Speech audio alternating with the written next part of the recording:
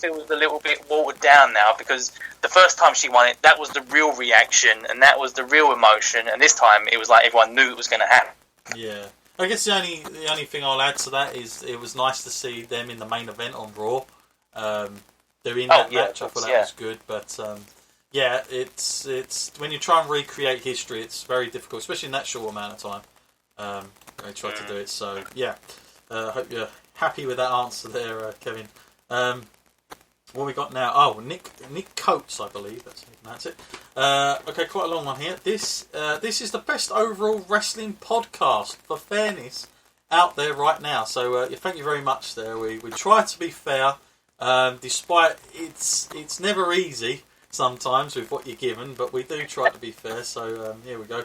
I have a couple of points and a question. So first of all, when can you guys personally remember going to a WWE TV show where the crowd was all into the baby faces and booing all the heels as one? Question mark. So now, probably ages ago, probably since I was a kid, everyone agreed. I'm guessing that's very fun. Maybe I think I'd done like a Butlins one. I think that done it, but again, you're saying live TV one. It's not quite the same. So on a TV show, I, honestly, off the top of my head, it'd probably be when I was 15, 16, which is going back a hell of a long time ago now. You, Matt?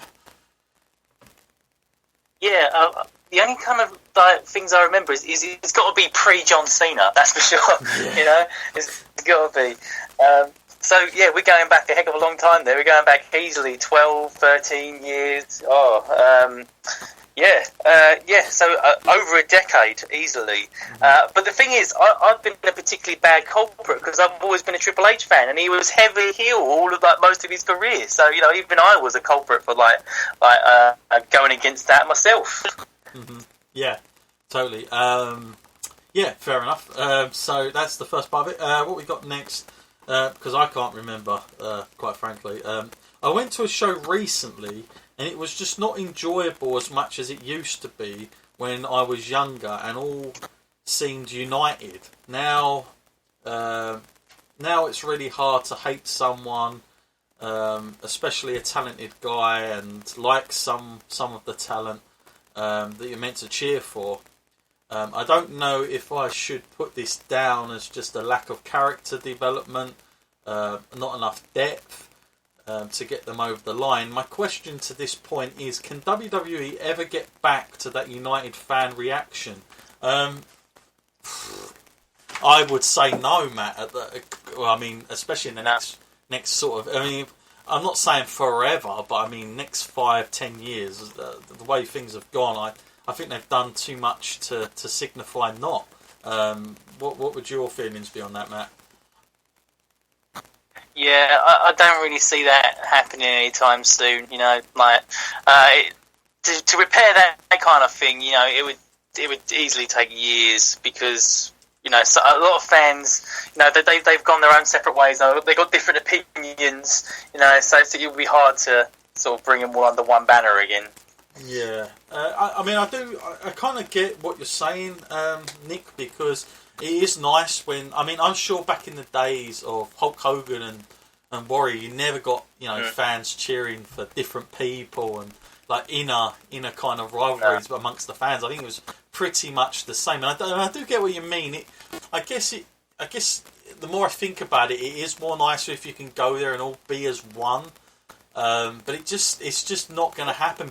The reason is you've got guys like you've got your Cena, and since John Cena's come along, they're really happy to say he just gets a reaction no matter what, and it's like a new thing all of a sudden. But I get what you're saying. As well as that, you hear guys like Kevin Owens come out and he says, "Well, I'm really happy if I get 50% of the crowd liking me and 50% hating me." It's the heels and baby faces are not designed the way they were, 20 years ago, where it was like you could do nothing but hate the guy because that's all they gave you. The wrestling would be performed in such a way that you might respect them slightly, but they were just despicable. I'm not sure in a PG era that a heel can really be that bad anymore. That's the problem. So, but I do get what you mean, Nick. It's a good point you're making. Joe now emails in. Has anyone else picked up on the announcers calling the crowd fans again and not universe? Are WWE dropping that now? So I got this question in last week, and I was trying to be honest with you, I didn't pay attention too much last night. I should have done. Have you noticed any change in that, Matt, that they're not calling them universe anymore and it's gone back to just having fans? Yeah, I have noticed them calling them the fans and that, but it didn't really play into my mind too much because to me it's the same thing. Yeah. I mean, the fans, the universe fans, it doesn't really make too much difference to me. But it was never a particularly catchy gimmick anyway. WWE Universe, it kind of segregated them. It's like it made them sound like they exist in their own separate kind of section. You have to be into that to like that. I think calling it fans is better in the overall like run of things because anyone can be a fan, but to be part of the universe, you've got to know. You've got to know what's going on in wrestling. Yeah, I mean, when they come up with that, I really thought it was cheesy. Anyway, I've got to say, I've never liked it. I thought it was pretty stupid. I mean, I would never go out my way to say to a friend that doesn't watch wrestling, "Hey, I'm part of the universe." Like, what? What universe? What are you talking about? But I mean, if they have decided to go against it, great. But it doesn't say a lot for that title now, does it? No. Well, they're going to call that the fan belt all of a sudden. I don't know, but yeah, we'll keep an eye on that. I think the way things are going, they are looking probably likely to stop the whole universe business. I never really enjoyed it that much when you see all these legends come out and you think they would never say WWE Universe. Like I see guys like when Brett's there in the WWE ring, he's having to say the WWE Universe. Like, of course he wouldn't say that. He'd say fans. He's fans, not his universe. It's absolutely obscene. But there you go. Now we've got. Here he is. He's back. Jimbo, wrestler squad number 9. Knew he'd be here. Hey. And it's our Roman question of the week, Matt. I'm afraid. Thank you, Jimbo, for your question as always. He always puts in his difficult spots. Roman Reigns question, I'm afraid. First of all, I want to state that I don't boo Roman because it's the in thing to do. I boo him because he works and acts like a total jackass. He thinks he's king shit. I could not believe that WWE officials, when quizzed over Roman Reigns' reaction from the fans, stated they saw it as an incredible concept because love him or hate him, he gets a mixed reaction, which apparently is unique. It's not unique at all. John Cena is a unique phenomenon, let's face it. Other guys get a mixed reaction also. Regardless of him getting this mixed reaction, you can't tell me they purposely designed Roman Reigns to be both liked and hated in this manner. They positioned this guy as the babyface, and it didn't work. But instead of just going with the flow, they now have him stuck in this god awful character, who is a very dull affair on the mic, coming out every week to get booed. Yet WWE will mask it as if they have created something special. My answer to that is simple. Bullshit. My question to you both is when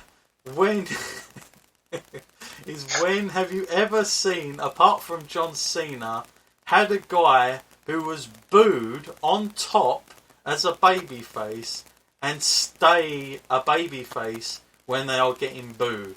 When was this? Has this ever happened? And when will this ever end? So, long question there, Jimbo. Looks like it's got to you for a change there, mate. Obviously, we get the hate emails in from Roman. This has got to be the most disgusting thing ever on any podcast. I mean, especially on mine. But Matt, let's talk about it. Can you remember a top babyface on top getting booed and then not changing him? Can you remember a time where they've just stuck against it? Oh, you've really got me there. Straight away, like before the question had finished, the straight away answer in my mind was it was Batista. But then when you went stayed as what he came in. Then it was like different. And I was thinking, no, because Batista went, well, deal with it, and that was the catchphrase, wasn't it? But oh no, I can't remember the last time they've stuck it out this bad. And to exclude John Cena, that's difficult because they will never change John Cena, and the fact that they haven't changed Roman Reigns now, it's putting me in a bit of a worry. Everyone should be maybe worried because I don't want WWE to get into that mindset where Roman is the next John Cena and he's never going to switch, because that would be awful. Yeah, I mean, I get where Jimbo's coming from. It's not that unique. Like, WWE should not be, thinking this is a great masterpiece, quite frankly, because he's right. Roman Reigns was never designed, Matt, to get booed. I mean, let's face it. That's just a ridiculous answer to that question. I mean, I'm just trying to think while Matt was answering there, and I'm trying to think. I've seen guys where they've been baby faces, Matt. Even back in the 90s, it's happened where the babyface gets booed. I remember, quite frankly, you had Shawn Michaels, the Boyhood Dream character, and it went down well at the beginning, but the back end of 96, especially in the match he had against Sid at Madison Square Garden, people were booing Shawn Michaels out of the building. They'd had enough of him. They wanted that old persona that they'd seen him for a lot of years, they grew up watching, and they went with it. WWE turned him heel. There was no problem. I've seen it happen with The Rock. The Rock come back a few times after doing some of his films, and people spat him out, and they changed him heel. Same thing. Same thing with Bret Hart as well. He did nothing wrong. He was the same old Bret Hart. Yeah, they didn't work against it. They went with it. I mean, they embraced it back then, and of course you had that. I mean, that's unique. If you want to talk about something that's unique, it's unique to have him cheered everywhere else, just not in America. That was unique. I've not seen that since. So, normally, what I'm trying to get at here is, even if a big, great, massive star like The Rock, they'll do it with him. I don't get why they don't do it now with Roman. I really don't. So it is worrying, like Matt said, like how far are they willing to take this down the line? Because it seems the longer it goes, Matt, the more they're never going to change it, because they're going to be so far down the line with him. They're going to think, no, it's becoming a kind of a strange concept now. But yeah, I mean, I've seen, like I said, Shawn Michaels, Bret. I even think there was a time with Macho Man. So it's happened to the best stars. I mean, it's not nothing. You just can't help it. It's just one of those things. They're going to like it or they're not. And in Roman's case, he had a good run in the Shield. And because everybody picked up that he was the company's number one guy, they rejected it, and that's a normal thing. I mean, we saw it happen with Batista the year before, so it's not uncommon. I just don't get why WWE don't just go with the flow. But thank you for your question, Jimbo. Okay, let's get through some more, shall we? Sean Reynolds now. This is an interesting question because he was talking about he'd watched our match back in the day, 1951 match, our wrestling arts match between Lou Fairs and Buddy Rogers, and he'd said he'd done a lot of history about champions and all the rest of it. And I'm glad he's brought him up because we're going to actually feature Bruno Sammartino in our next wrestling arts show, so that's good. But it is an interesting question, Matt, and he's got here for us. It's guys. What do you both regard as a more worthy thing?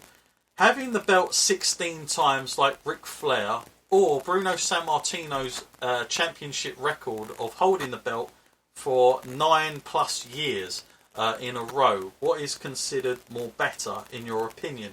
It's a tough one, this, because everyone talks about belt reigns, don't they, Matt? Like, has been a great feat.